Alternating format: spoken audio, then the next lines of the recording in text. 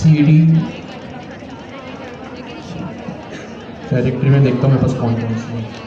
यार इंस्टॉल करने का क्या बताया था यूवी फास्ट एपीआई कैसे करना है? यूवी फास्ट एपीआई के साथ ना कमांड ये सब कुछ लिखा हुआ है, क्यों कर रही है? इसमें इसमें सारे स्टेप वाइज लिखा हुआ है कि आपने पहले वो बनानी है, वर्चुअल इन्वायरमेंट बनाना है। इनकी पहले वो स्ट्रीम नहीं, सर सर का चाहिए। करके सर का चैनल पे तो सबका ही पता है और स्टडी वाला कैसे कौन सा है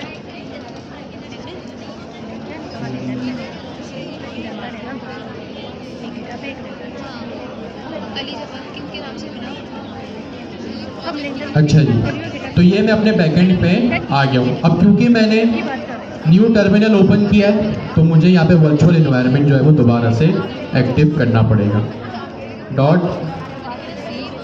.ve अच्छा ये पावर शेल है ना, ओहो मैं अपने VS कोड में इसको ओपन करके कनेक्ट कर लेता हूँ। मैं अपने VS कोड के टर्मिनल पे आया और ये काम करूँगा मैं अपने पावर शेल में नहीं, अपने कमांड प्रॉम्प्ट CMD में, जहाँ पे ऑलरेडी जो है वो मेरा वर्चुअल एनवायरनमेंट एक्टिव है। अब यहाँ मैं कौन सी कमांड चलाऊंगा, मुझे अब क्या इंस्टॉल करना है, uv add SQL मॉडल। मैंने इसको इंस्टॉलेशन पे लगा दिया। अब SQL मॉडल क्या होता है आप लोगों को पता है। SQL मॉडल सिंपल सी एक लाइब्रेरी है, बल्कि एक बहुत वास्ट लाइब्रेरी है जो हमारा एक बहुत बड़ा मसला हल करती है। और वो क्या मसला है कि पाइथन डेवलपर्स जो है वो डेटाबेस से बात कर सके, इसके लिए क्या हम यूज़ करेंगे, SQL मॉडल। ये हम क्यों यूज़ कर रहे हैं, क्योंकि ये एक ब्रिज है, एक कनेक्टिविटी है पाइथन प्रोग्रामिंग लैंग्वेज की और डेटाबेस की। क्या कनेक्टिविटी है, आप सबको पाइथन लैंग्वेज आती है, डेटाबेस के लिए एक बिल्कुल ही अलग लैंग्वेज होती है जिसको कहते हैं SQL, क्वेरी लैंग्वेज जो होती है। अब हमें SQL तो आती नहीं है, तो हम क्या करेंगे, SQL मॉडल को यूज करेंगे। अब ये SQL मॉडल क्या होगा, ये SQL मॉडल लाइब्रेरी मेरी इंस्टॉल हो चुकी है। अगर मैं SQL मॉडल के डॉक्स में आऊँ, ठीक है,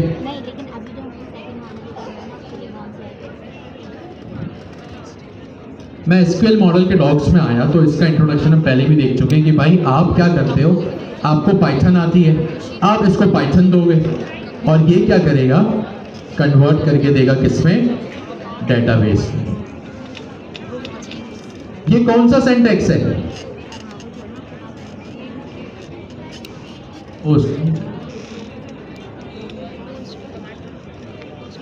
डेटाबेस में कन्वर्ट करता है पाइथन से ना, ये बताया ना अब्दुल्ला भाई। डेटाबेस में नहीं, SQL मॉडल ब्रिज बनाता है, कनेक्ट करता है बैकएंड को डेटाबेस से।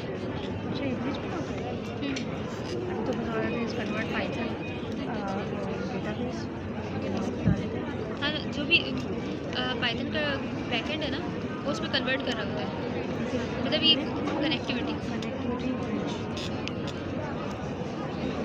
आप 500 चेक करवा लिया? ठीक हो गया जी। ये मैं SQL मॉडल के कहाँ पर हूँ, डॉक्यूमेंटेशन पे हूँ।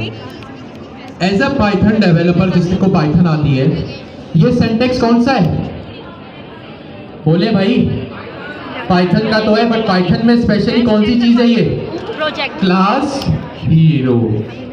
अब होता क्या है, जो मैंने बात कही कि हम पाइथन लिखेंगे, SQL मॉडल को प्रोवाइड कर देंगे। अब सवाल ये आता है भाई पाइथन तो लिखेंगे, बट पाइथन में क्या लिखेंगे, हम पाइथन में लिखेंगे क्या चीज़, अपनी ऑब्जेक्ट ओरिएंटेड प्रोग्रामिंग के बेसिक दो चीज़ें, एक क्लास और दूसरे क्लास एट्रीब्यूट। जो मेरी क्लास होगी ना वो क्या होगा, हमेशा मेरे डेटाबेस का नाम होगा। क्लास क्या होगा, हमेशा मेरे डेटाबेस का नाम होगा। मैं यहाँ पे एक क्लास क्रिएट करता हूँ, थोड़ा सा इसको जूम आउट करता हूँ, ठीक है। मैं यहीं पे एक क्लास क्रिएट करता हूँ और सबसे पहले मुझे एक लाइब्रेरी को इंपोर्ट करना पड़ेगा। अभी जो मैंने SQL मॉडल को इंस्टॉल किया, अब मैं क्या करूँगा, उसको इंपोर्ट करूँगा। क्या बताऊँ, वर्सल लिंक किया है बस, वो लिखा हुआ है, सब डॉक्यूमेंटेड है। अब मैं क्या करूँगा, अब वर्सल पे जाओ, स्टोरेज पे क्लिक करो, डेटाबेस क्रिएट करने पर दो बटन क्रिएट प्रेस करना है, सही है। अभी जो मैंने एसक्यूएल मॉडल को इंस्टॉल किया, मैं क्या करूँगा, उसको इंपोर्ट करूँगा। मैं लिखूँगा from SQL model, import SQL model की एक क्लास और दूसरी क्रिएट इंजन का एक फंक्शन। अभी हम देखते हैं ये दोनों चीज़ें क्या करती हैं। एसक्यूएल मॉडल की ये लाइब्रेरी है और मैं इससे क्या इंपोर्ट कर रहा हूँ, फिलहाल दो चीज़ें। क्या इंपोर्ट कर रहा हूँ, दो चीज़ें, एक एसक्यूएल मॉडल की क्लास और दूसरा क्रिएट इंजन। ठीक है, आपने बस ये चीज़ समझनी है। कोडिंग तो आपको पता है क्लाउड कोड करेगा, बट आपको पता है कि भाई कि अब हमें पता होना चाहिए कि क्या कोड कर रहा है, वरना चलती चलती चीज़ें आपने देखा एआई बिगाड़ देता है। तो इससे आपको दो चीज़ प्रूव हो गई कि भाई प्रॉम्प्ट भी सही से और डिटेल प्रॉम्प्ट देना है, और एआई जो काम कर रहा है उसका ट्रैक भी रखना है। सिर्फ आंखें बंद करके यस यस यस प्रेस नहीं करना, वरना वो पिछली चलती चीज़ें ख़राब कर देता है। सही है, तो यहाँ मैंने लिखा from SQL model, import SQL model और क्रिएट इंजन। अब इसके बाद मैं क्या करूँगा, एक और पैकेज को इंस्टॉल कर लेता हूँ। आप चाहे सारे एक साथ शुरू में ही कर लें ताकि बार बार आपको रेपोजिटरी में ना जाना पड़े। इसके बाद एक और पैकेज है यूवी एड। ये एक वो पैकेज है जो एसक्यूएल मॉडल और हमारे पाइथन को डेटाबेस की कम्युनिकेशन में हेल्प करता है। इसको मैंने कॉपी किया, मैं अपने वर्चुअल इन्वायरमेंट वाले टर्मिनल में आया, इसको मैंने ऐड किया, क्लिक कर दिया, मेरे पास एक और पैकेज इंस्टॉल हो रहा है। आप लोग क्या कीजिएगा आसानी के लिए कि जब पहली दफ़ा क्रिएट करें चीज़ों को तो एक साथ सारे पैकेजेस इंस्टॉल आप कर सकते हैं, वरना आप नहीं करेंगे तो अपने कोडिंग एजेंट को भी आपको फिर बताना पड़ेगा कि भाई अगर कोई चीज़ मेरे सिस्टम में, मेरे प्रोजेक्ट में इंस्टॉल कर रहे हो तो वर्चुअल एनवायरनमेंट बना के उसको एक्टिव करके लिखो। ये चीज़ आप कहाँ लिखोगे? अगर मैं कहता हूँ अपने कोडिंग एजेंट को ही बता दो, ये चीज़ आप अपने कॉन्स्टिट्यूशन में या स्पेसिफाई में लिख सकते हो। भाई कॉन्स्टिट्यूशन क्या होता है? जहाँ पे आपके सारे प्रोजेक्ट के रूल्स डिफाइन हो, वही ना? ऐसा ही है, कॉन्स्टिट्यूशन का मतलब उर्दू में क्या होता है? कानून, आइन। तो आप ये काम अपने कॉन्स्टिट्यूशन की फाइल में ही लिख सकते हो कि भाई जब भी कोई भी पैकेज इंस्टॉल करोगे या जब भी मेरी कोई पाइथन की फाइल रन करोगे, तुम पर ये लाजिम है कि पहले तुम वर्चुअल एनवायरनमेंट क्रिएट करो, उसको एक्टिव करो, फिर मेरी फाइल्स को रन करो, ताकि ये जो मॉड्यूल नॉट फाउंड के इश्यूज आते हैं ना, ये आना बंद हो जाए। सही है, ये चीज़ आप बता सकते हो उसको। तो ये जो हमें मॉड्यूल नॉट फाउंड, एक दफ़ा सही चला, दोबारा हमने उसको काम किया, उसने किया ही नहीं, module not found, file not found का एरर दे दिया, तो इस चीज़ से हम बच सकते हैं। मेरी एक लाइब्रेरी यहाँ पे और इंस्टॉल हो गई। एक चीज़ मैं और इंस्टॉल कर लेता हूँ, यूवी एड python.env। ये .env की फाइल क्या करेगी, मेरे .env की फाइल से जो है वो चीज़ों को ऐड करके ले आएगी। ये लाइब्रेरी भी मेरे पास यहाँ पे इंस्टॉल हो गई, मैंने इसको क्लियर कर दिया। तो अभी मैंने क्या किया, दो लाइब्रेरीज इंस्टॉल की। अच्छा, एक और नीड होगी हमें, मैं इसको भी कॉपी करता हूँ और यहाँ पे एक और चीज़ को मैंने इंस्टॉल कर लिया। मैंने क्या किया है, तकरीबन ये सारी लाइब्रेरीज अपने पास इंस्टॉल कर ली। ये एक फास्ट एपीआई की लाइब्रेरी है, कुछ लाइब्रेरीज या डेटाबेस कम्युनिकेशन के लिए, और एक python.env की लाइब्रेरी है जो कि क्या करेगी, .env की फाइल से चीज़ों को पढ़ के ला के मुझे प्रोवाइड करेगी। सही है, सिंपल सी चीज़ है, हमारी रेपोजिटरी में ये रखा हुआ है, आपने पढ़ पढ़ के सुकून से चीज़ों को करना है। सही, अब हम आगे बढ़ते हैं। फास्ट एपीआई के बाद हमारा क्या है, अब रिस्पॉन्सिबिलिटी है कि हम डेटाबेस के टेबल्स और एट्रीब्यूट्स यहाँ पे क्रिएट करना शुरू करें। सबसे पहले हम किससे काम शुरू करेंगे, एसक्यूएल मॉडल क्लास। किससे काम शुरू करेंगे, SQL model class. SQL model क्या है, हम उसको पाइथन की क्लास और वेरिएबल्स प्रोवाइड करेंगे, और वो बदले में हमें क्या देगा, डेटाबेस का टेबल और डेटाबेस के कॉलम्स। क्या कहते हैं इसको, हम इसको क्लास देंगे और क्लास के साथ साथ क्लास एट्रीब्यूट्स देंगे। बदले में हमें क्या मिलेगा, डेटाबेस का टेबल और डेटाबेस के कॉलम्स। सही है। अच्छा जी, मैंने यह लिखा क्लास टू डू, बस सिंपल। क्लास का नाम हमेशा कैपिटल होता है, मैंने कैपिटल रख लिया। जैसे स्क्रीन रुक गई जल्दी भाई। चलिए चलें, सही है। मैंने यहाँ लिखा class todo round brackets. अब पाइथन में हर चीज़ इंडेंटेशन होती है, मैंने लगाया कॉलन। अब इस ब्रैकेट में मैं दो चीज़ें करूँगा। मैं इस ब्रैकेट में यानी अपनी क्लास में दो आर्ग्यूमेंट्स पास करूँगा। क्या पास करूँगा? आर्ग्यूमेंट। सबसे पहली एक और सुभान है, SQL और एक थोड़ा सा मोटा सुभान। मॉडल, और ये SQL मॉडल की क्लास मैंने कहाँ से इंपोर्ट की? अपने SQL मॉडल की उसको सर्च करिए लाइब्रेरी से। तो आपके पास 2-3 आ सही है, SQL मॉडल की लाइब्रेरी से मैंने इस क्लास को इंपोर्ट किया। हाँ। आप सबने ऑब्जेक्ट ओरिएंटेड पढ़ी है, कोई बता सकते हैं यहाँ पे क्या हो रहा है? रोजाना करने वाले हो ना, वो तरीका सही बताता है प्रोफेशनल। देखो जो प्रोफेशनल है ना, जिनको पहले से बहुत ज़्यादा नॉलेज है, उनको भी अच्छा है। लेकिन वो बिल्कुल उसी लेवल पे जाके करना हाँ, है। वो उसी लेवल पे वो फास्ट है ना, फास्ट एपीआई फास्ट कोई जल्दी कर रहा है।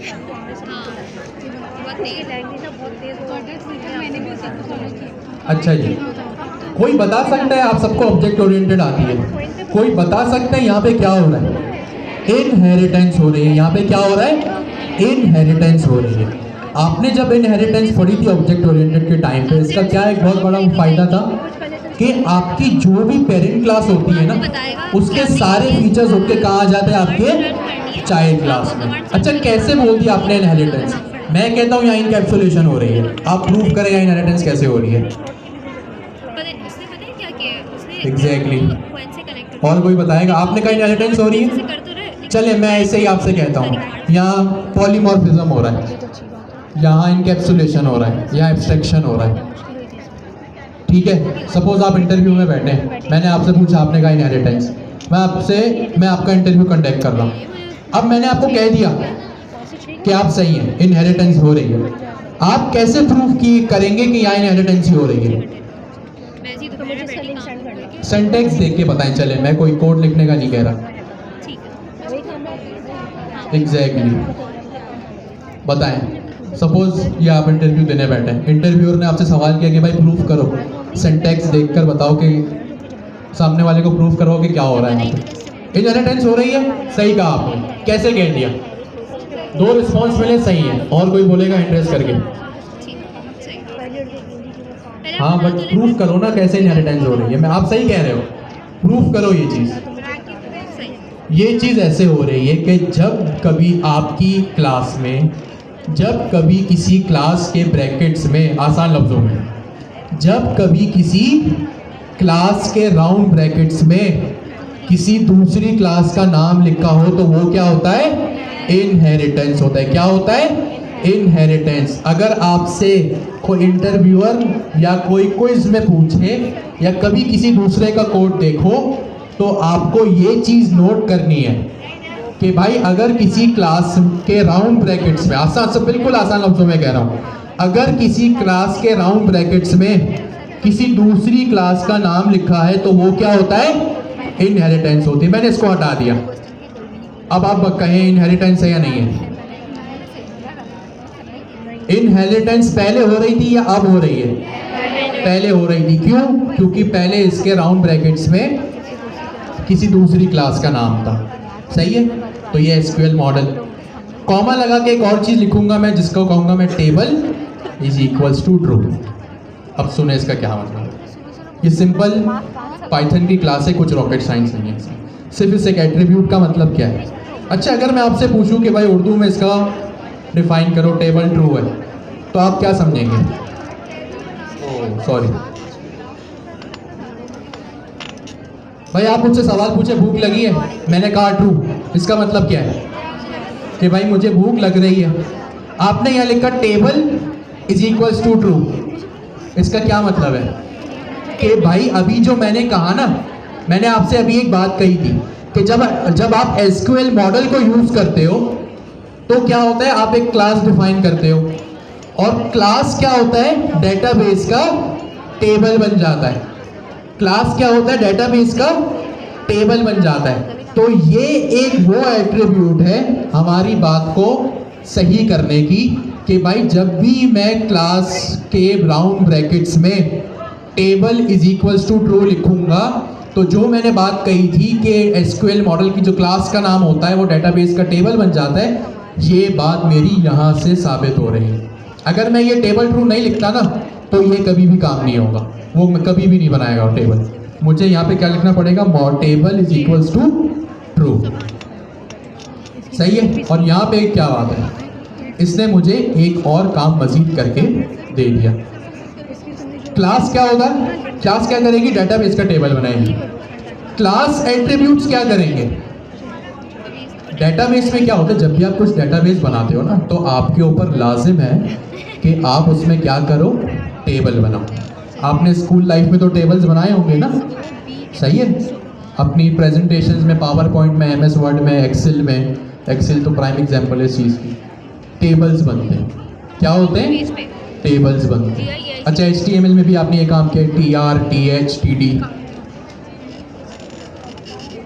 टेबल में हमेशा क्या एक चीज़ होती है, कॉलम्स। टेबल में क्या चीज़ होती है, कॉलम्स। तो यहाँ पे हम डेटाबेस में हमेशा टेबल बनता है और टेबल्स में क्या होते हैं, कॉलम्स। हमारी जो क्लास के नाम होंगे वो क्या होंगे, डेटाबेस का नाम, और इसके जो एट्रीब्यूट्स होंगे वो क्या होंगे, कॉलम्स के नाम होंगे। सही। अगर मैं आपसे कहूँ ना कि भाई एक पेन पेपर पे जल्दी से टेबल बनाओ, तो आपका एक सवाल होगा, ठीक है टेबल तो मैं बनाऊँ।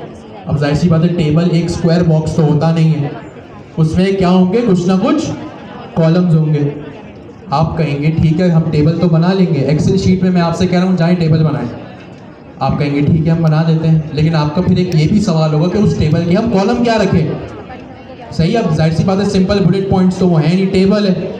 तो अगर मैं आपसे कहूँ ना कि इस क्लास को देख के एक्सेल शीट में अपने पेन या पेपर पे टेबल बनाएं, तो आप क्या करेंगे, टेबल तो बना लेंगे लेकिन उन कॉलम्स के क्या नाम होंगे, आईडी, टाइटल, डिस्क्रिप्शन और कंप्लीटेड।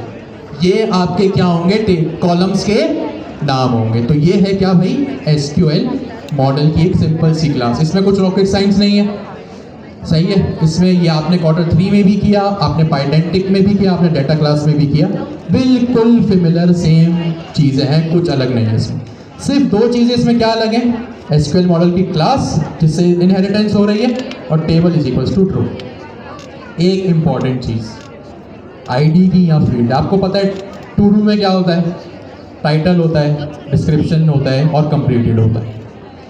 अब इस आईडी फील्ड में क्या लिखा है, यहाँ पे एक थोड़ा सिंटेक्स जो है वो न्यू है।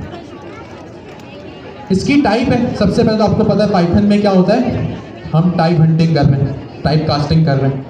तो आईडी या तो हमारी नंबर में होगी या एम्प्टी रहेगी, सही है। वैसे इसको एम्प्टी रखने की खैर नीड तो है, वरना वैलिडेशन से मसले आ जाएंगे। फिर यहाँ पे क्या लिखा है, आईडी इज इक्वल्स टू, सारी बातें बंद प्लीज, सारा फोकस यहाँ पे, ID is equals to field. Database में टेबल होता है, टेबल में कॉलम्स होते हैं।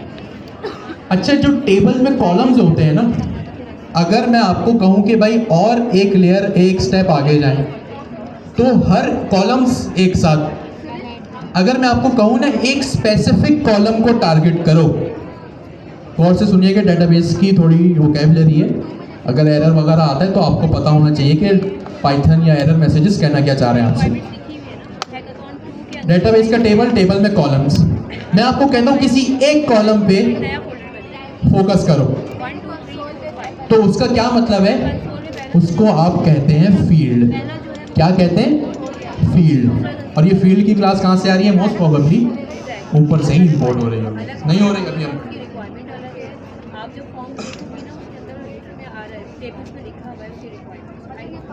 सही है। एसक्यूएल मॉडल की लाइब्रेरी है, अभी हमने एसक्यूएल मॉडल लिखा, क्रिएट इंजन लिखा, और एक और चीज़ हम लिखेंगे यहाँ पे, फील्ड। सही। और ये फील्ड हमने यहाँ पे यूज़ करनी है। इसमें दो पैरामीटर्स हैं, अब ये भी एक क्लास है, डिफॉल्ट नन, प्राइमरी की ट्रू। डिफॉल्ट नन का आपको पता है बाय डिफॉल्ट ये एम्प्टी होगी। प्राइमरी की का क्या मतलब है, किसी को पता है प्राइमरी की डेटाबेस में क्या होता है? मतलब 3 फोल्डर हो गए आपके, 1 2 3 बनेगा, उसके अंदर सारी फंक्शनैलिटी यूज़ करना, sign up and sign in and translator, सारी चीज़ें, ठीक है। और फिर इसके अंदर रैग भी आएगा, ठीक है, क्योंकि AI सेट है, फिर उसको डिप्लॉय करना है हमें। जो 4 और 5 का टास्क दिया हुआ है ना, एक हमारा सर्टिफिकेट भी होगा और एक हमारा community, लेकिन वो 3 वाला किसी को पता है यहाँ प्राइमरी की डेटाबेस में क्या होता है? प्राइमरी की ट्रू इसमें कंटेंट होगा, एग्जैक्टली। प्राइमरी की ये होता है कि जब भी आप डेटाबेस में रिकॉर्ड इंसर्ट करते हो ना, गौर से सुनिएगा, जब भी डेटाबेस में आप रिकॉर्ड इंसर्ट करते हो, आपने टेबल बनाया, टेबल में कॉलम, जब जाहिर सी बात है आप करेंगे कॉलम्स में डाटा फिल करोगे, ऑफ कोर्स, ये तो सबको पता है। एक चीज़ होती है यहाँ पे प्राइमरी की। क्या चीज़ होती है? प्राइमरी की। हर एक रिकॉर्ड का क्या होगा? यहाँ पे एक यूनिक नंबर होगा। क्या होगा? हर एक रिकॉर्ड का यहाँ पे यूनिक नंबर होगा। इस नंबर को आप क्या कहते हो? प्राइमरी की या प्राइमरी की कहते हैं। सही है। अच्छा, यूनिक का मतलब आपने बहुत एग्जांपल्स में सुना है, जैसे गाड़ी की नंबर प्लेट होती है, स्टूडेंट का रोल नंबर होता है, सिटीजन का NIC नंबर होता है। ये क्या चीज़ है? अगर मैं आपसे पूछूं NIC नंबर क्यों होता है, आप कहोगे भाई 20-25 करोड़ की आवाम में अपने आप को यूनिक प्रेजेंट करना क्या होता है? ID कार्ड NIC नंबर के ज़रिए होता है। मैं आपसे कहूँ, आप सब स्टूडेंट्स हैं, आपको आपके रोल नंबर्स क्यों दिए गए? आप लोग क्या कहेंगे? ताकि हम यूनिक स्टैंड आउट हो। क्योंकि भाई एक नाम के तो बहुत सारे बंदे हो सकते हैं, मेरा नाम अली है, हो सकता है यहाँ पे 20 लड़कों का नाम अली हो, तो हमें कैसे पता चलेगा हम किस अली को टारगेट कर रहे हैं? तो हमें कोई ना कोई यूनिक आइडेंटिटी रखनी पड़ेगी ना। तो यहाँ पे प्राइमरी की का भी यही काम है। डेटाबेस में एक फील्ड होती है जो हमेशा यूनिक रहती है, मोस्ट प्रोबेबली वो ID होती है। सही है।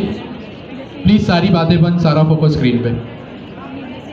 प्राइमरी की क्या होता है? डेटाबेस का एक रिकॉर्ड होता है या एक फील्ड होती है जो हमेशा यूनिक रहती है। सही है। डेटाबेस की एक फील्ड होगी ID।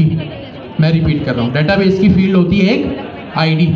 आपको हर एक रिकॉर्ड को ID देना ज़रूरी है। क्यों ID क्यों देना ज़रूरी है? ताकि वो स्टैंड आउट हो सके कि भाई ये एक यूनिक रिकॉर्ड है, डुप्लीकेशन नहीं है। वैसे ही जैसे NIC नंबर, गाड़ी के नंबर प्लेट, स्टूडेंट का रोल नंबर। अब ये क्यों ज़रूरी है यूनिक होना? डेटाबेस में एक फील्ड होगी, इसको कहते हैं डेटाबेस की फील्ड में एक प्राइमरी की है। अगर आप किसी भी डेटाबेस की नोहाव रखने वाले से बात करेंगे ना कि भाई प्राइमरी की है ये, तो वो खुद समझ जाएगा कि भाई ये एक फील्ड है और ये क्या है? हमेशा यूनिक रहेगी। क्या रहेगी? हमेशा यूनिक रहेगी। ये कभी दूसरे से मैच, डुप्लीकेट नहीं होती। तो प्राइमरी की अगर आपसे कोई पूछे कि क्या होता है, तो आपने कहना है कि भाई डेटाबेस की एक फील्ड होती है जो हमेशा यूनिक रहती है, ताकि क्या हो? किसी दूसरे से वो मैच ना हो। अगर मैंने प्राइमरी की ID की फील्ड को मैंने प्राइमरी कर दिया, तो मैंने क्या कहा? ये यूनिक हो सकती है। क्या टाइटल भी यहाँ यूनिक रहेगा? आप खुद सोचें। भाई सपोज आप मेरे टू डू ऐप यूज़ कर रहे हैं, आपके घर वालों ने कहा कि भाई वापस आके दही लेकर आना। सही है। हो सकता है काफ़ी लोगों को कहा भी हो। सही है। अब आप इतने सारे यूजर्स हैं, टाइटल आपका क्या होगा? बाय योगर्ट, बाय दही। तो अब आप मुझे बताएं, क्या ये टाइटल हो सकता है सेम लोगों को, अलग अलग लोगों को सेम काम मिले? कंफ्यूजन क्रिएट ना हो। एक नाम के दो, एक से ज़्यादा पर्सन हो सकते हैं। सपोज करें आप में से 10 लोगों को एक टास्क मिला है घर वालों की तरफ से कि दही लाना है। 10 में से 3 ने वो टास्क पूरा कर लिया, 7 का अभी भी रिमेनिंग है। तो अगर मैं टाइटल से मैच करूं दही या बाय दही, तो फिर सबका जो है वो रिकॉर्ड कंफ्यूजन क्रिएट नहीं होगा? खुद सोचें आप कि भाई अगर एक टास्क है बाय दही या जो भी है, 10 में से 3 ने खरीद लिया, 7 का बाकी है। अब मुझे अगर इस डाटा को अपडेट करना है कि भाई हाँ 3 ने खरीद लिया, तो मैं टाइटल से टारगेट करूं या ID से? ID से। क्यों? क्योंकि ID हमेशा यूनिक होती है, पर्सनल होती है, हर एक यूजर की अपनी इंडिविजुअल होती है। जैसे API की होती है ना, सबकी अपनी पर्सनल। हैकाथॉन में आपने क्या किया? सबको काम करना था किस चीज़ का? बुक लिखने का और चैटबॉट क्रिएट करने का। अब अगर मैं आपका टेबल बनाऊं और लिखूं चैटबॉट कंप्लीटेड, तो सबका कंप्लीट हो जाएगा। तो अब मैं चैटबॉट कंप्लीट किस तरह करूं? टाइटल से करूं या आईडी से करूं? आईडी से करूंगा। क्यों? क्योंकि आईडी क्या है मुझे पता है, सबकी अपनी पर्सनल होगी। तो जिस आईडी को मैं टारगेट करूंगा सिर्फ उसी स्टूडेंट का डाटा अपडेट होगा, बाकी किसी का अपडेट नहीं होगा। सही है? तो ये मैंने ये काम कर दिया।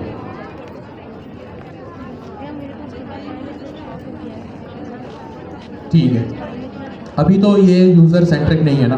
ऑफ कोर्स जब आप यूज़र लॉगिन डालोगे तो हर रिक्वेस्ट पे JWT टोकन्स हेडर में जाएगा। मल्टी यूज़र अगर होगा तो ऑफ कोर्स उसमें ऑथेंटिकेशन लगेगी, और ऑथेंटिकेशन में क्या होता है? JWT टोकन मोस्ट प्रोबेबली होता है, या यूज़र आईडी भी हो सकती है। और यूज़र आईडी भी यूनिक ही होगी, वही बात आ गई बुक पे। सही है? तो ये काम मैंने यहाँ पे क्लास क्रिएट कर ली, और ये फील्ड वगैरह डिफ़ॉल्ट और प्राइमरी की ट्रू का क्या मतलब है ये देख लिया। अगर कल को आपका AI आपका कोडिंग एजेंट, ऐसे खैर सब इतने इंटेलिजेंट है ये काम कर देंगे, लेकिन कभी कोई नहीं कर सकता। तो एज अ डेवलपर आपको ये चीज़ देखना, और आपको ये सब समझाने का मकसद यही है कि भाई आपको पता होना चाहिए कि हो क्या रहा है। सही है? अब मैं एक और काम करूँगा, मैं यहाँ पे एक फंक्शन क्रिएट करूँगा। नहीं सॉरी, इस फंक्शन क्रिएट करने से पहले जो मैंने .envs बनाया ना उसको मैं इंपोर्ट करूँगा। मैं लिखूँगा फ्रॉम python.env import load.env। ठीक है, ये मैंने क्या किया, अभी एक लाइब्रेरी इंस्टॉल की थी आप ही के सामने, जिसको मैंने इंस्टॉल किया था, और यहाँ पे एक फंक्शन किया load.env। अब ये .env क्या करेगा, यहाँ पे मैं इसको लोड कराऊंगा। देखें ऐसे मैं लिखूँगा .load.env और बस इसको कॉल कर दूँगा। ये मेरा क्या है? फास्ट API का इंस्टेंस है, और ये क्या है? Load environment variables. ये इन्वायरमेंट वेरिएबल्स कहाँ से आते हैं? .env की फाइल से आते हैं। सही है? यहाँ तक तो सब क्लियर है, ये सारी चीज़ें ज़रूरी हैं। अब मैं एक यहाँ पे फंक्शन बनाऊँगा, ये काम आपको आपका कोडिंग एजेंट कर देगा। सही है?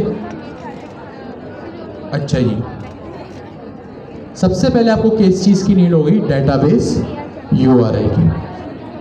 प्लीज़ बातें कम करें, आई नो आप लोग डिस्कशन ही कर रहे हैं, आगे पीछे की बातें नहीं करें, बट प्लीज़ थोड़ी सी अपनी आवाज़ कंट्रोल करें।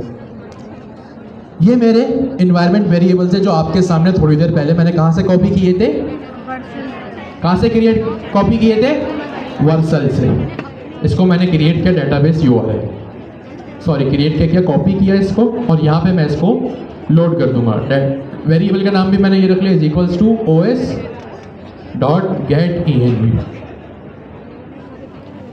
सही है? बस इसको मैंने यहाँ पे इस तरह से कॉल कर दिया। अच्छा, OS भी क्विक मॉड्यूल है, तो मुझे यहाँ लिखना पड़ेगा import OS। अच्छा, इसका तरीका थोड़ा डिफरेंट है, ये आपको इस तरह से मिलता है।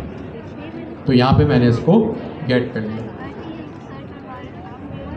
थोड़ा अलग कर दूँ मैं इसको, मैंने क्या लिखा? Database URL is equals to os.getEnv। कौन से ENV को गेट किया मैंने?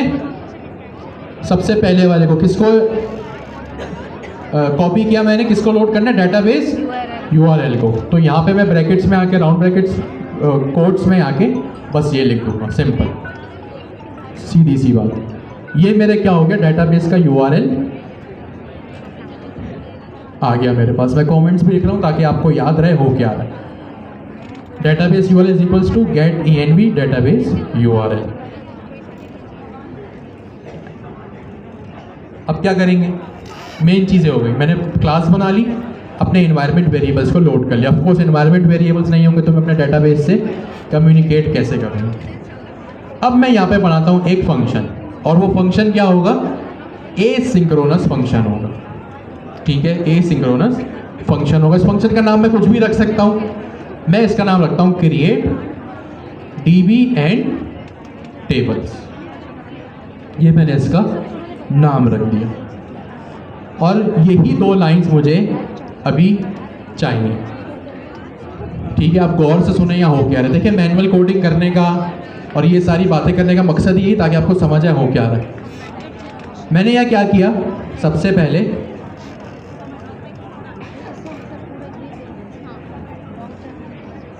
लोडेड env वेरिएबल्स, सही है। फिर मैंने क्या किया, एसक्यूएल मॉडल की क्या करी, एक क्लास बनाई। वो क्लास टू डू जो मैंने किया ना, वो एसक्यूएल मॉडल की क्लास बनाई। तीसरी चीज़ मैंने क्या किया, created a function to create a database and table. ये तीन चीज़ें अभी मैंने आपके सामने परफॉर्म की। लिखा ही नहीं।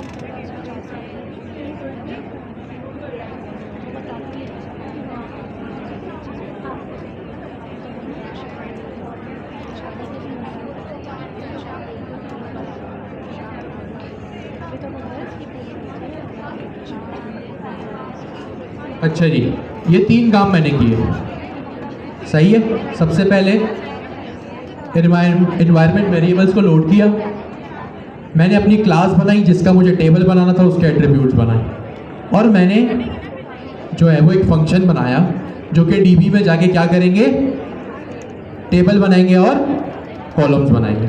तो ये सारी बातें अपन सारा फोकस स्क्रीन पे, ठीक है।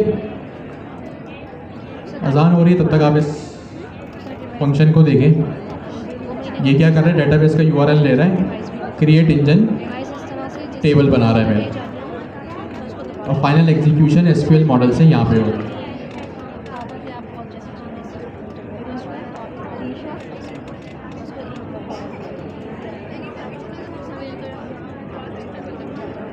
अजान के बाद कंटिन्यू कर रहा था। वो कैसे कर रहा था, of course Python programming language के थ्रू कर रहा था। जो मैं इतनी देर से बात कर रहा हूँ कि भाई हम एज अ प्रोग्रामर क्लास लिखेंगे, एट्रीब्यूट्स बनाएंगे, जिम्मेदारी किसकी होगी, एसक्यूएल मॉडल की। तो अब एसक्यूएल मॉडल की जिम्मेदारी, जो एसक्यूएल मॉडल का काम शुरू हो रहा है ना, वो इस लाइन से हो रहा है, SQL model dot Meta data dot create all.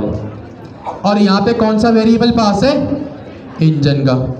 इस इंजन नाम के वेरिएबल में क्या है, मेरे डेटाबेस का यूआरएल। यानी मैंने एसक्यूएल मॉडल को अब अपनी हर चीज़ बता दी।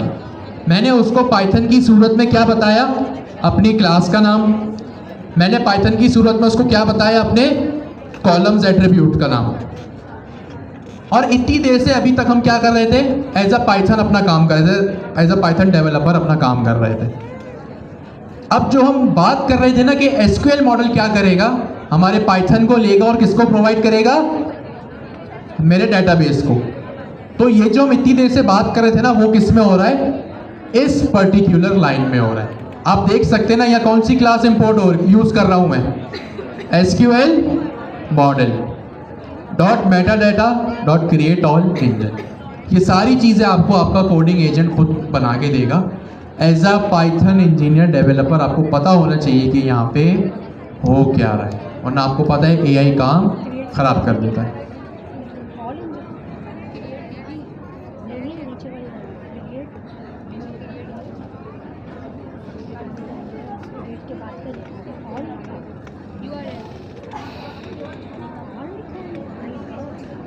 डेटाबेस यूआरएल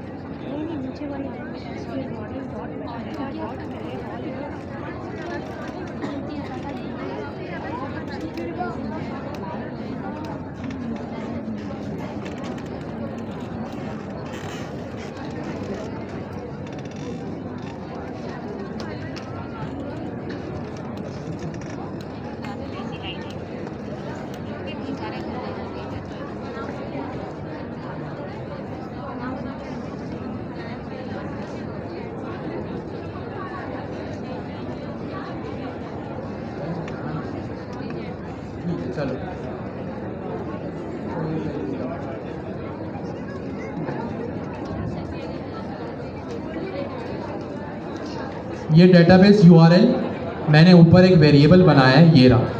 इसमें मैं क्या कर रहा हूँ, अपने इन्वायरमेंट वेरिएबल से एक डेटाबेस यूआरएल लोड कर रहा हूँ, जिसका नाम क्या है, डेटाबेस यूआरएल, और ये मेरे .env में यहाँ पे रखा हुआ है। सही है, ये चीज़ है। ओके,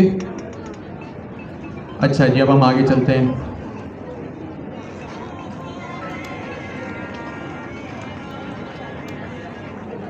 ठीक है, यहाँ मैंने एक काम ये पूरा सा परफॉर्म कर लिया।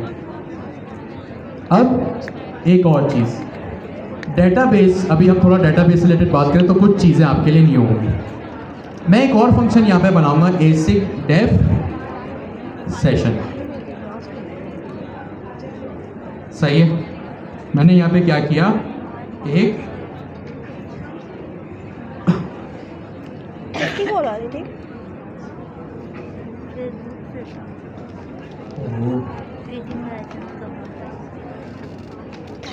Get underscore कल मैं चेक session। कर रही थी। मैंने यहाँ पे क्या किया, बुकलेट एक मेथड बनाया, किस नाम से, गेट सेशन के नाम से।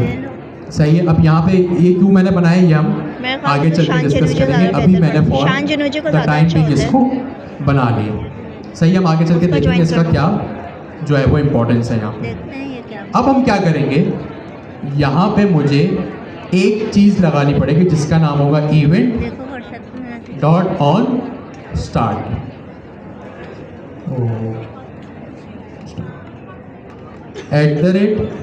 @app dot on event startup, और यहाँ पे मैंने फंक्शन लिखा। सही है, अब आपको ये चीज़ सिर्फ समझनी है, ये कोड आपको आपका AI एजेंट खुद करके देगा। क्रिएट डेटाबेस एंड टेबल्स नाम का फंक्शन क्या करेगा, हमारी डेटाबेस के URL को उठाएगा और यहाँ पे ये काम हमारा DB भी बना देगा और हमारा टेबल भी यहाँ पे क्रिएट कर देगा। नंबर 1, गेट सेशन का फंक्शन क्या कर रहा है, इसको हम बाद में देखेंगे। एक इंपॉर्टेंट चीज़ यहाँ पे मैंने क्या लिखा, ऐप ऑन इवेंट, क्या लिखा, ऐप ऑन इवेंट स्टार्टअप। और यहाँ जो मैंने क्रिएट डेटाबेस एंड टेबल का फंक्शन बनाया था उसको मैंने यहाँ पे लाके क्या कर दिया, कॉल कर दिया। क्या कर दिया, यहाँ पे लाके कॉल कर दिया। Simple is that. अब ये फंक्शन क्या करेगा, फास्ट API में हमारे पास कुछ इवेंट्स होते हैं, गौर से सुनिएगा इस चीज़ को। क्या होता है हमारे पास, फास्ट API में हमारे पास क्या होते हैं, कुछ इवेंट्स होते हैं। वो इवेंट्स क्या करते हैं, जब भी हमारी एप्लीकेशन किसी स्टेज पे पहुंचती है ना, जैसे अभी अगर मैंने अपनी फास्ट API का सर्वर लॉन्च किया तो वो एप्लीकेशन क्या हुई, मेरी स्टार्टअप हुई। क्या हुई, स्टार्टअप। एप्लीकेशन मेरी क्लोज भी होगी और ऐसी मज़ीद चीज़ है। जब मेरे पास क्या होता है, फास्ट API के सर्वर पे, फास्ट API की एप्लीकेशन में मेरे पास कुछ इवेंट्स होते हैं। उन इवेंट्स का क्या मतलब होता है कि जब मेरी एप्लीकेशन किसी एक स्टेज पे पहुंचती है तो मैं वहाँ पे कुछ पर्टिकुलर ऑपरेशंस परफॉर्म करवा सकता हूँ। Simple is that. जैसे भाई इवेंट क्या होता है, 14 अगस्त का इवेंट। अब वो 14 अगस्त का इवेंट क्या होगा, जैसे ही हमारा कैलेंडर 14 अगस्त के एक इवेंट पे पहुंचेगा, एक स्टेज पे पहुंचेगा, तो क्या होगा, एक इंडिपेंडेंस डे का एक्शन परफॉर्म होगा। जैसे भी 31 दिसंबर है, जैसे ही हमारा कैलेंडर 31 दिसंबर के स्टेज पे पहुंचेगा, क्या होगा, एक न्यू ईयर का इवेंट क्रिएट होगा। तो यहाँ पे इवेंट्स का मतलब यही है कि जब मेरी फास्ट API की एप्लीकेशन किसी एक स्टेज पे पहुंचेगी तो एक पर्टिकुलर इवेंट या एक्शन परफॉर्म होगा। यहाँ पे इवेंट क्या है बता सकते हैं, क्या है इवेंट है यहाँ पे, स्टार्टअप। और यहाँ पे कौन सा एक्शन परफॉर्म हो रहा है, क्रिएट DB एंड टेबल्स। ये क्या है, एक फंक्शन है। और इस फंक्शन में अभी हमने देखा, हमने क्या किया, डेटाबेस को हमने यहाँ पे क्रिएट किया। Simple is that. सही है। इस कोड को, क्योंकि ये थोड़ा हैवी कोड है, इसको भी आप देखें समझें, फिर हम थोड़ा सा आगे बढ़ते हैं। सही है, ये टेक्निकल चीज़, इसको समझें।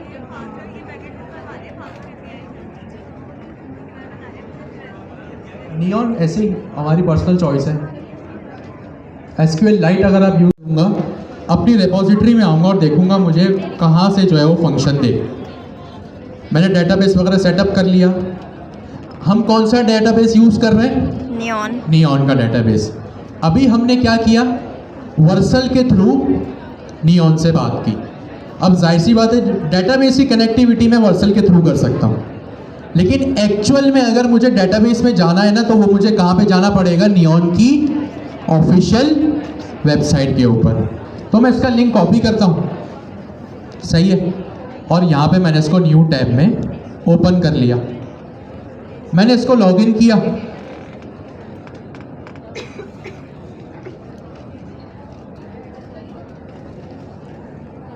और लॉगिन करने के बाद आप यहाँ देख सकते हैं कि प्रोजेक्ट्स में मेरे पास यहाँ क्या लिखा हुआ है? Sunday afternoon class. यही नाम था मेरे प्रोजेक्ट का जब मैं वर्सल पे काम किया था, यही नाम था, आपको याद है? तो अब मैं इस पर क्लिक करता हूँ। जैसे ही मैंने इस पर क्लिक किया मेरे पास एक ये मॉनिटर स्क्रीन आ जाएगी।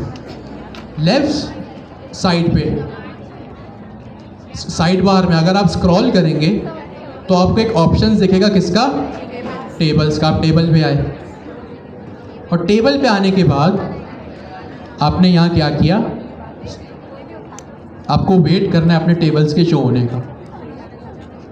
यहाँ पे मेरे पास टेबल क्रिएट हो गया है। ये टेबल का नाम क्या है? To do. कहाँ डिफाइन किया था मैंने कि मुझे मेरे टेबल का नाम टू डू रखना है? मेरी क्लास का नाम क्या था? यहाँ पे टू डू था, तो इसने डेटाबेस का क्या नाम रख दिया यहाँ पे? To do. होपफुली इसने मेरे क्या किए होंगे? कॉलम्स भी बनाए होंगे, क्योंकि टेबल्स ऐसे तो बनते नहीं है। किसके थ्रू बनते हैं? टेबल्स में क्या चीज़ होना ज़रूरी है? कॉलम्स। और वो कौन सी चीज़ें? आईडी। अभी हमने क्या देखा था? डेटाबेस का कॉलम क्या होगा? मेरे एट्रीब्यूट्स होंगे, आईडी, टाइटल, डिस्क्रिप्शन, कंप्लीटेड। तो यहाँ आप देखें आईडी, टाइटल, थोड़ा सा जूम आउट करना पड़ेगा, डिस्क्रिप्शन और कंप्लीटेड। तो ये 4 चीज़ें मेरी बन गई, सही है। हमने अभी तक क्या किया? डेटाबेस से क्लास बनाई, सॉरी पाइथन से क्लास बनाई, एट्रीब्यूट्स लिखे, वो 3 फंक्शन लिखे। एज अ डेवलपर आपको पता होना चाहिए वो 3 फंक्शन क्या कर रहे हैं। आपको आपका एआई एजेंट क्लाउड कोड खुद बना के दे देगा, सही है। तो इस चीज़ की टेंशन आपको नहीं लेनी, बस पता होना चाहिए काम क्या कर रहे हैं, क्योंकि एरर मैसेज आपके सामने होता है।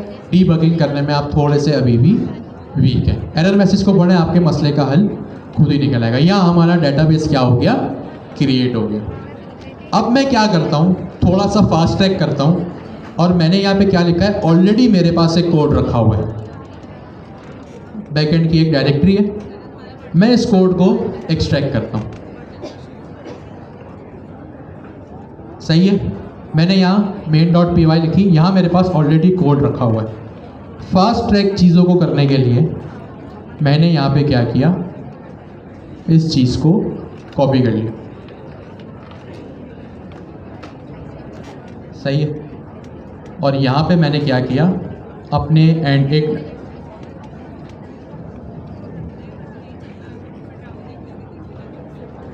यहाँ पे मैंने सिंपल इस चीज़ को यहाँ पे कॉपी कर लिया, ताकि हमें पता चले कि यहाँ पे हो क्या है। अच्छा, यहाँ प्रोडक्ट लिखा हुआ है, यहाँ मैं हर जगह इसको टू डू कर देता हूँ या आइटम कर देता हूँ, सही है। अच्छा, मुझे अपने टू डू को अपडेट भी करना पड़ेगा। ये कोड आप जब चलाएंगे ना आपको चलता हुआ मिलेगा, क्योंकि अभी मुझे कुछ और डिस्कशन करनी, तो फास्ट ट्रैक पे मैं आपको समझा रहा हूँ यहाँ हो क्या रहा है, सही है। ये कमेंट्स में फ़िलहाल के लिए रिमूव कर लेता हूँ। आप अपने फास्ट एपीआई के डॉक्स में जाएंगे ना, आपको चलता हुआ ये कोड मिल जाएगा, मसला नहीं। अब क्या होगा यहाँ पे? ये क्या होगा? हमने डेटाबेस का टेबल बना लिया, डेटाबेस में कॉलम्स बना लिया। अब किस चीज़ की बारी आती है? मेन चीज़ जो हमारा फोकस है वो क्या है? डेटाबेस में रिकॉर्ड इंसर्ट करने की। अब डेटाबेस में अगर मैं रिकॉर्ड इंसर्ट करूंगा तो मैंने, आप देख सकते हैं मैंने किस में लगाया? ये पोस्ट मेथड में लगाया है। आईडी इनिशियली क्या होगी मेरी? एम्प्टी होगी या नन होगी, सही है। अब आप यहाँ देखें सेशन, मुझे लगाना पड़ेगा यहाँ पे एक चीज़,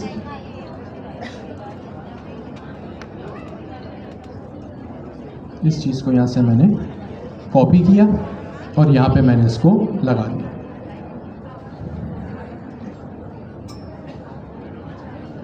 ठीक हो गया। इसको मैं कर देता हूँ टू डू और इसको भी मैं कर देता हूँ टू डू।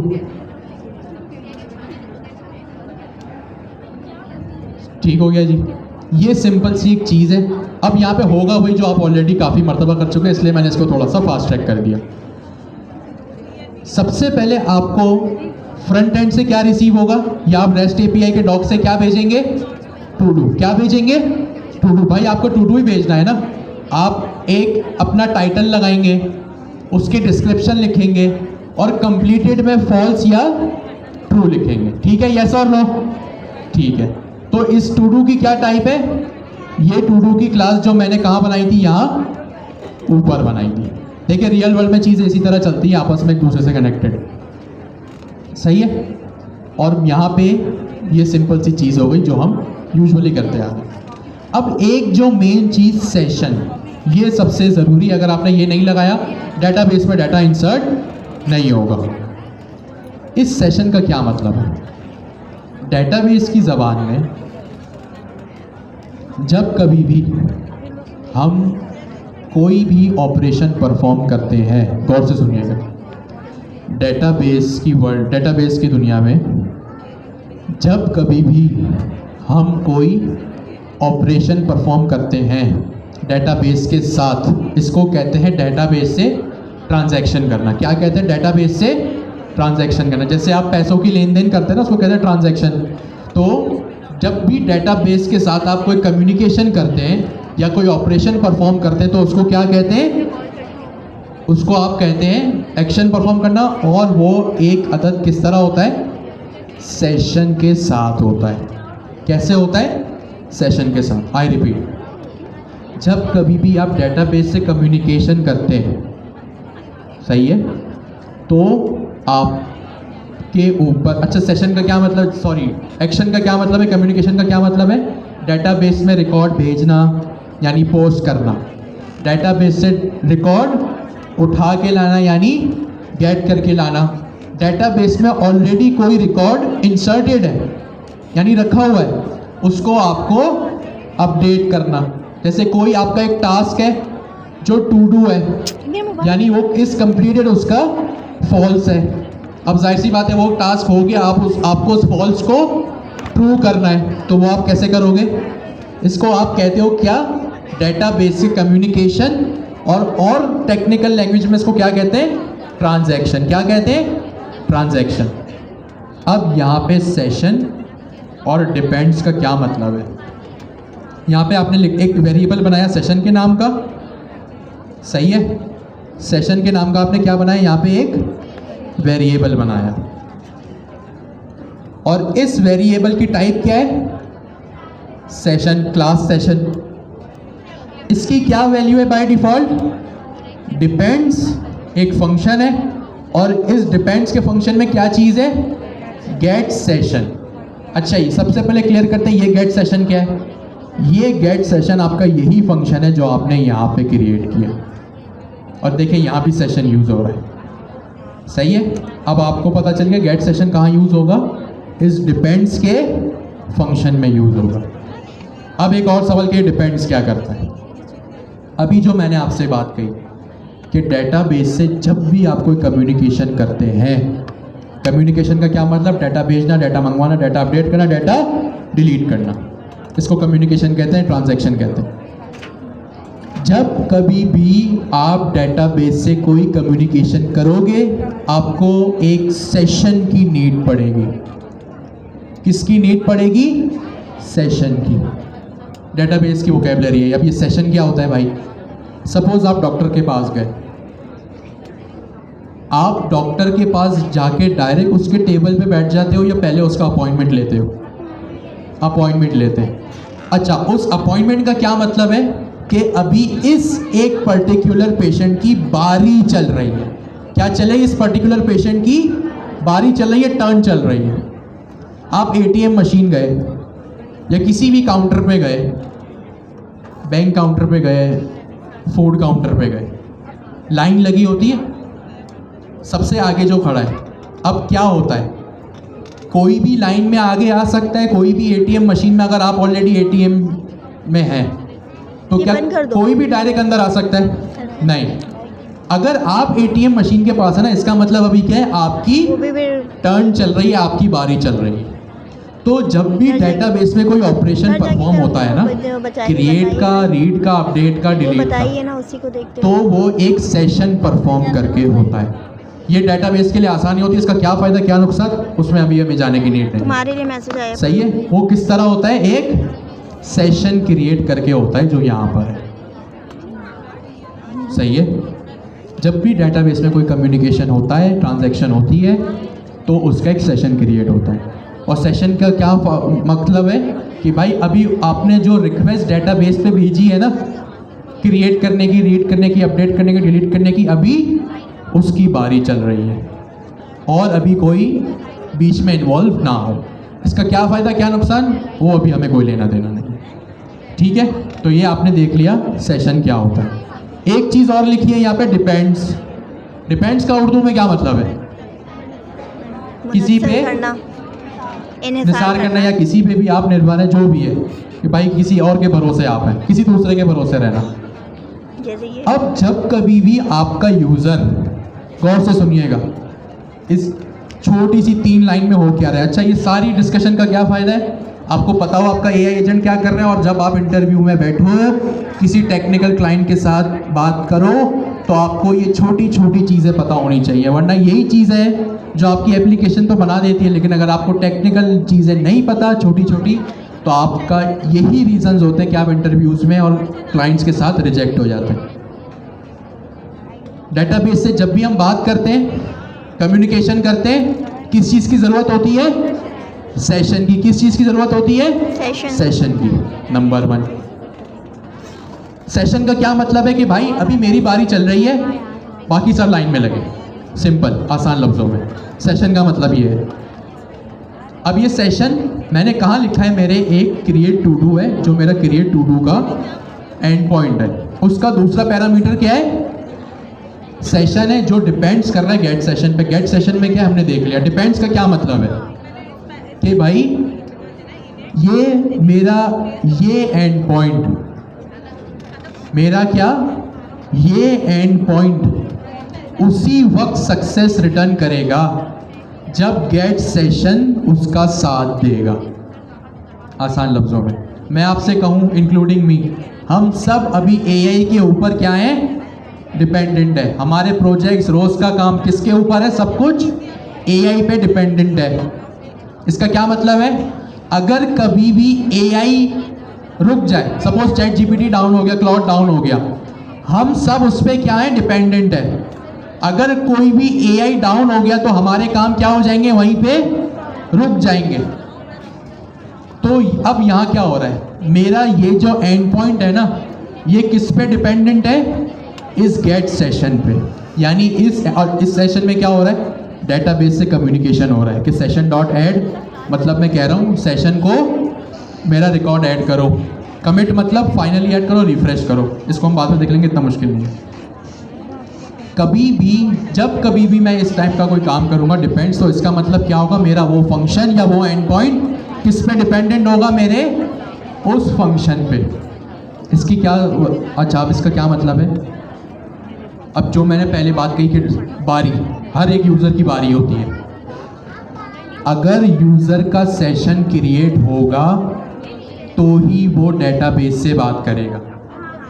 सही है। आई रिपीट, मेरे यूज़र को अगर टू डू ऐड करना है तो वो किससे बात करेगा, क्रिएट टू डू के एंड पॉइंट पे। नंबर 1, मेरा क्रिएट टू डू का एंड पॉइंट किस पे डिपेंडेंट है, डेटाबेस के सेशन के ऊपर। अगर कभी भी ये सेशन नहीं बन पाया, भाई आपको डॉक्टर का अपॉइंटमेंट नहीं मिला, तो आप क्या डॉक्टर से बात कर सकते हैं, यस और नो? नो। तो अब क्या होगा, डेटाबेस के लिए सेशन ज़रूरी है, डेटाबेस का रूल है। ठीक है। डेटाबेस जब कभी भी मेरा यूज़र इस एंड पॉइंट पे रिक्वेस्ट करेगा तो उसके लिए सेशन क्रिएट होगा। सेशन क्रिएट होगा तभी वो डेटाबेस में डाटा जाएगा और डेटाबेस में डाटा स्टोर होगा। फॉर एनी रीज़न अगर सेशन क्रिएट नहीं हो सका, किसी भी वजह से सेशन क्रिएट नहीं होता है, तो डेटाबेस में ऑपरेशन परफॉर्म नहीं होगा। ये 3 लाइन है, लेकिन इसमें ये टेक्निकल चीज़ है। सही है। अब क्या हो, सिंपल सी बात है, सेशन का एक वेरिएबल है जिसमें हमने देख लिया इतनी लंबी चौड़ी कहानी के भी डेटाबेस से सेशन बन रहा है। सेशन होगा तो यूज़र का रिकॉर्ड जाएगा, वरना नहीं जाएगा। सेशन डॉट ऐड, पता चल रहा है डॉट ऐड का क्या मतलब है कि मेरे इस सेशन में डाटा को ऐड कर दो। अब जाहिर सी बात है, जब सेशन चल रहा होगा तभी डाटा ऐड होगा, तो मैंने डाटा ऐड कर दिया। फिर क्या करो, डेटाबेस में जाके इसको कमिट कर दो। हम गिट पे कमिट करते हैं ना, इसी तरह एक फंक्शन है यहाँ पे सेशन डॉट कमिट, जो क्या करेगा, मेरे डेटाबेस में डाटा इंसर्ट कर देगा। अब यूज़र के लिहाज से जब उसने डाटा अपलोड किया तो यूआई पे क्या होना चाहिए, फौरन से रिफ्रेश होना चाहिए, यानी वो डाटा लिस्ट में आखिरी में ऐड हो जाना चाहिए। तो यहाँ पे सेशन डॉट रिफ्रेश लगा हुआ है उस टू डू के साथ, और आखिरी में एक मैसेज रिटर्न हो रहा है। सिंपल तो खैर नहीं है, बहुत टेक्निकल है। सही है। तो ये आपका एंड पॉइंट इस तरह क्रिएट का बनेगा, डिलीट का भी बनेगा, अपडेट का भी बनेगा। सही है। तो ये चीज़ हमने अभी 3 घंटे में ली। हमने आज पूरी इतनी टेक्निकल क्लास में क्या किया, 3 मिनट के अंदर इसकी हम समरी देखते हैं। सबसे पहले हम आए, हमने अपना टेक स्टैक डिसाइड किया। अभी कोई जाए नहीं, अपना हमारा टेक स्टैक क्या है, नेक्स्ट.js फास्ट API डेटाबेस। सही है। Next.js fast API database.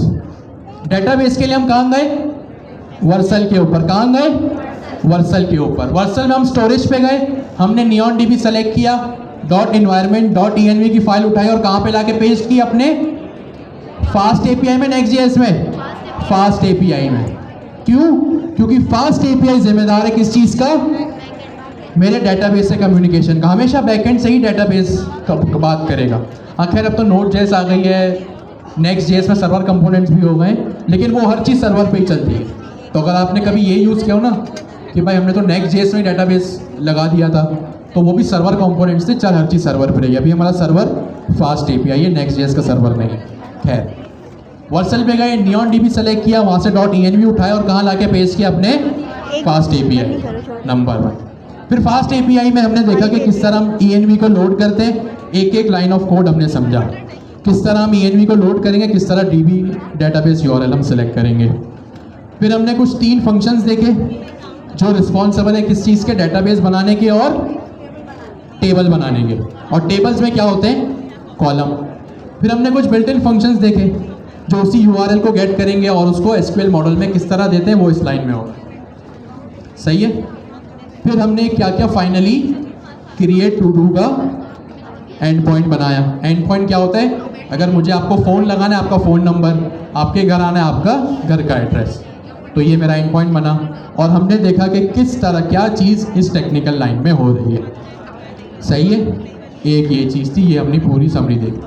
अच्छा, एक चीज़, आप लोग चैटबॉट में, अभी मुझे रिव्यू मिला कि चैटबॉट में कुछ लोग फंसे हुए हैं।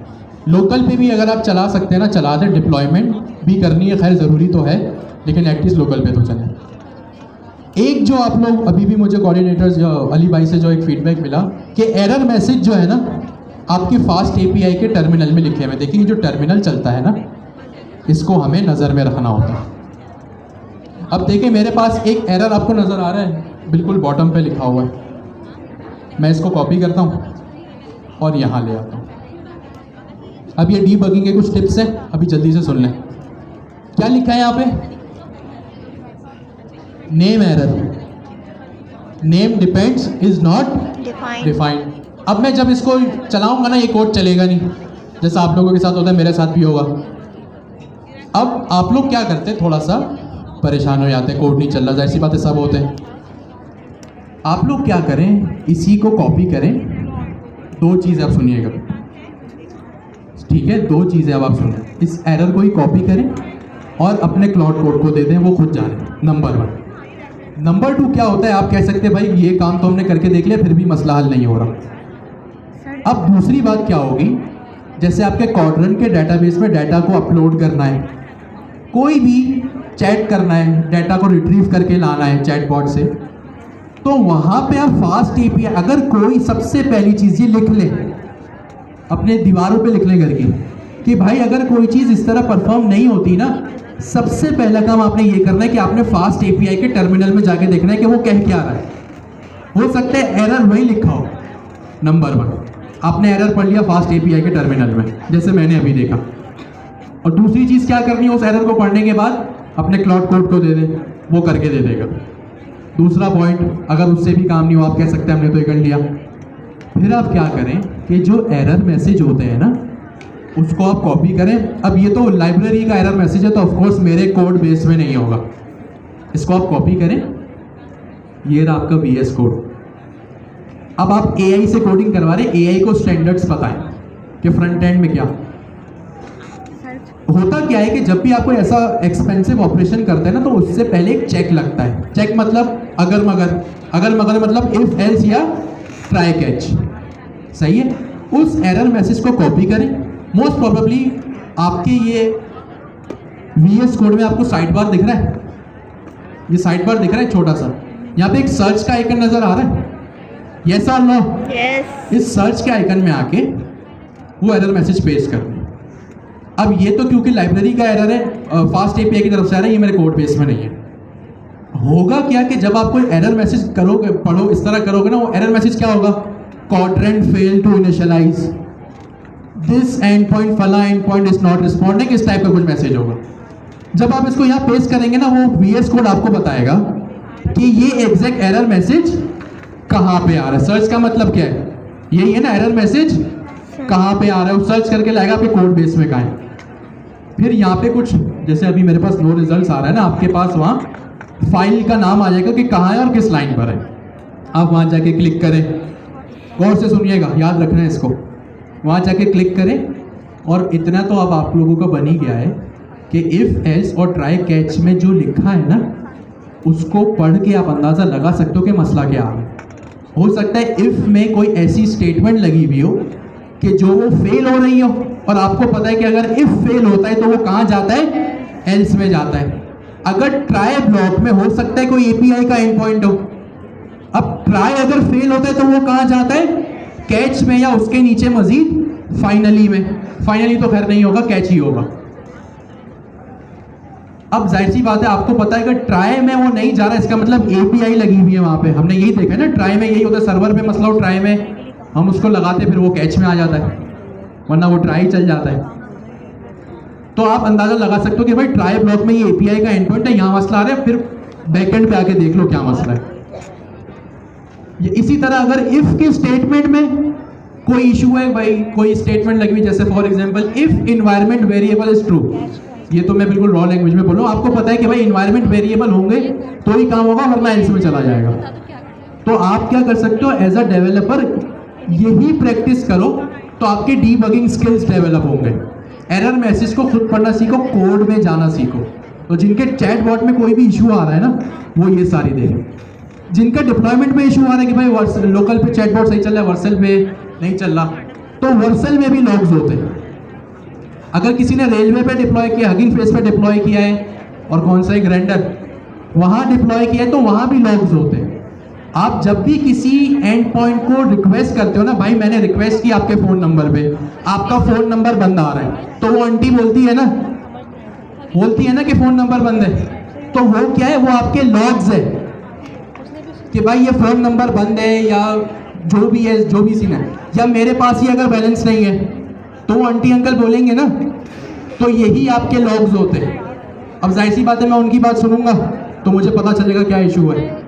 अगर मैं अंकल आंटी की बात ही नहीं सुनूंगा और बोलूँगा यार तू फ़ोन नहीं उठा रहा था, तो वो तो फिर मुझे बताएगा ना क्यों फ़ोन नहीं उठा रहा था। सही है, तो अपने लॉग्स को पढ़ना सीखें। आप लोग 75% या 70% चैटबॉट बना चुके हैं, बस एरर मैसेज आप लोग नहीं पढ़े ना, तो वहाँ फंसे हुए हैं। ठीक है, थैंक यू सो मच। सारा कोड आपको मिल जाएगा। Thank you so much. अल्लाह हाफिज़।